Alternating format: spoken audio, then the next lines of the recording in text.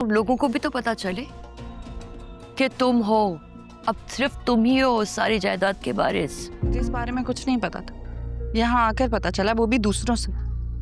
अपने मुंह से अभी तक इकरार नहीं किया कि उस लड़की से शादी करेगा। बात छुपाना तब हो जब बात जानबूझ के छुपाई जाए। मैं जानता हूँ तुम ज़ेब को पसंद करते हो। दीप के बाद अब शाहील का भी असल चेहरा जल्द ही तबरेज़ के सामने आने वाला है।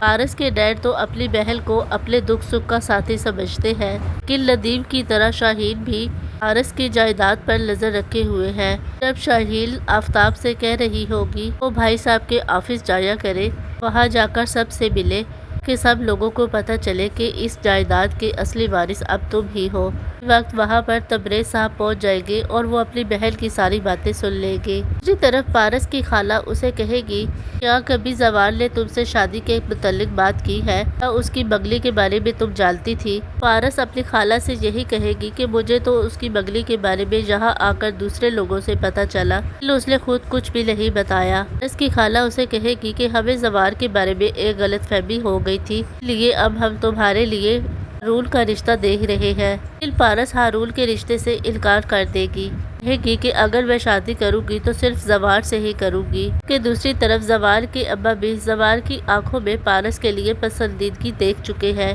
इसीलिए वो जवार से कहेगी कि मैं अच्छे से जानता हूँ कि तुम पारस को पसंद करने लगे हो, नहीं चाहता कि रेशम बेटी का दिल टूटे, लेकिन अगर तुम चाहते हो तो मैं तबरेज़ से तुम्हारे और पारस के रिश्ते की बात कर लेता हूँ।